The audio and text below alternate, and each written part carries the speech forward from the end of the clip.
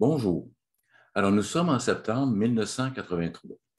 Depuis quelques mois, Marie-Rose et moi, nous préparons notre premier voyage de l'autre côté de l'Atlantique.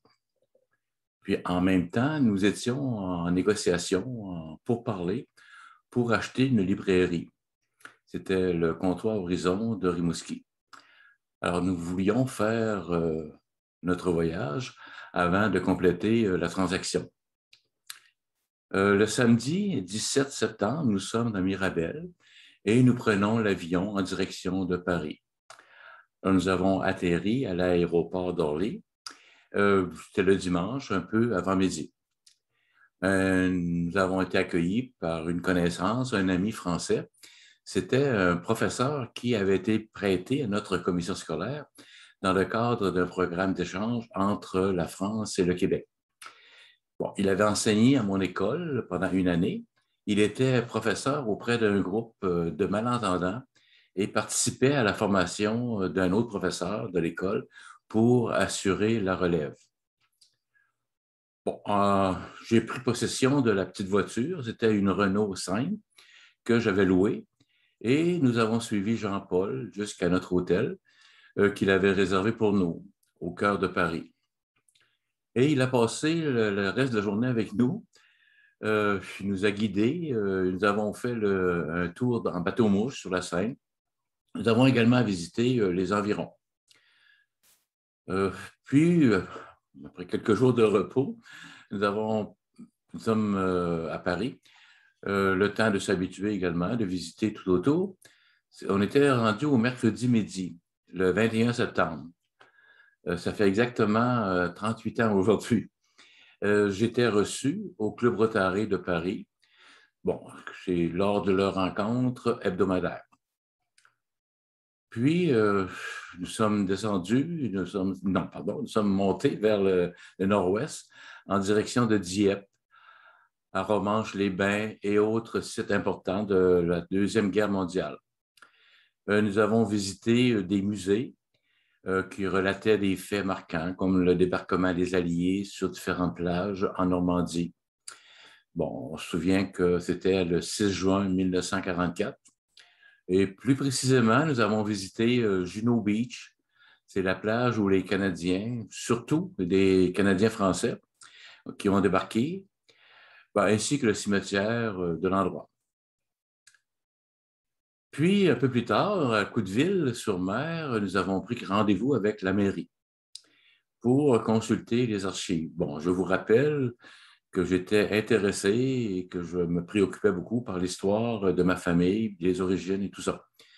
Alors, un secrétaire ou un archiviste nous a aidés à trouver mes origines dans ce petit village de Couteville. À la fin de l'après-midi, ce monsieur, c'est M. Laurent-Du, nous a invités à souper.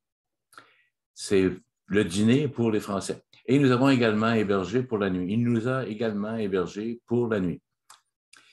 Il nous a fait visiter ses installations pour faire du vin et du calvados. C'était un vieux pressoir, mais c'était très efficace. Alors, c'est là que nous avons pu apprécier l'hospitalité de nos cousins normands. Il nous a servi un bon repas, précédé d'un calvados, accompagné également d'un bon vin. Le lendemain matin, après un petit déjeuner copieux, et également après la promesse de correspondre et de se revoir, j'ouvre une parenthèse ici, parce que 26 ans plus tard, en septembre 2009, je retourne à Couteville en compagnie de ma conjointe Ginette. Nous sommes sur la route principale dans le village à la recherche d'un endroit pour manger et passer la nuit. On voit un homme qui sort de sa voiture et il s'apprête à rentrer dans sa maison, mais nous arrêtons pour lui demander quelques renseignements. Le hasard fait que c'était monsieur le maire, c'était le maire de Couteville. Alors, il nous invite à entrer dans sa maison, il nous sert un calvados, puis il se joint à nous pour souper au restaurant. Et également, il nous trouve une chambre pour la nuit.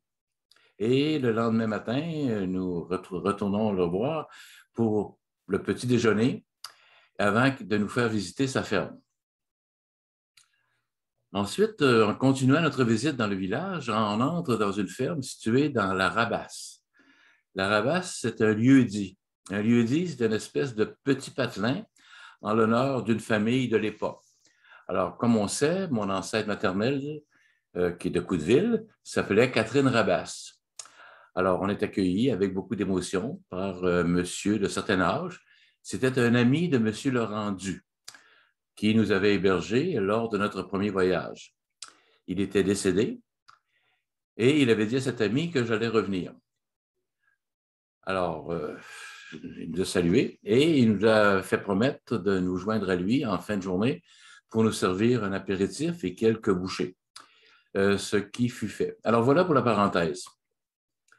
Bon, un retour dans notre premier voyage. Avant de quitter Coudeville, comme je l'ai dit, avec la promesse de revenir, je me rends à Granville pour saluer un cousin de la lignée, Georges Bouillon. C'était un pêcheur très connu de ce village, de cette ville. Puis, j'ai rencontré l'abbé Eugène Bouillon, un aumônier, dans une maison de retraite pour religieux. Je leur ai expliqué je leur ai expliqué mon intérêt pour la généalogie et ils m'ont fourni quelques renseignements que j'ai notés. Puis, je projetais à ce moment-là l'organisation d'un voyage en Normandie pour les Bouillons du Québec. Mais cela n'a pas eu lieu. Enfin, on se dirige vers le sud en direction de Marseille pour quelques jours de repos sur les plages de Saint-Tropez et sur la Côte d'Azur avant de rentrer de nouveau à Paris. Bon, et ensuite, nous avons longé la côte Est, une brève incursion en Allemagne, le temps de prendre une bière, puis une journée en Belgique, précisément dans le village de Bouillon, où nous avons visité le château qui aurait appartenu à la famille de Godefroy de Bouillon. Et nous devions entrer à Paris pour le jeudi 6 octobre, puisque, bon, à ce moment-là, j'étais président de l'Union nationale du Québec et le parti avait planifié pour moi une rencontre avec un représentant de la droite française et une visite à l'Assemblée, une présence à l'Assemblée nationale. Bon, je me présente au moment convenu et un secrétaire m'informe que le député que je devais rencontrer a eu un empêchement. Mais on m'escorte pour prendre place au balcon de l'Assemblée nationale avec plusieurs autres invités. Alors, à l'ouverture des délibérations, le président souhaite la bienvenue aux visiteurs étrangers. Vous comprendrez que ce moment est resté gravé dans ma mémoire, puisqu'il fut accompagné d'un mélange d'émotions et d'une grande fierté. Encore aujourd'hui, je me rends compte que l'univers a mis sur ma route des occasions, des personnes qui m'ont permis de vivre des moments inoubliables, d'additionner des expériences qui ont modifié ma façon d'être, sûrement, et de voir la vie.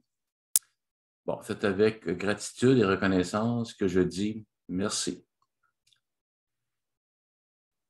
En cette période où on est à la recherche de travailleurs saisonniers, je vais vous raconter la semaine prochaine ma participation dans ce secteur à l'extérieur du pays et au Québec. Alors, bonne semaine et à bientôt.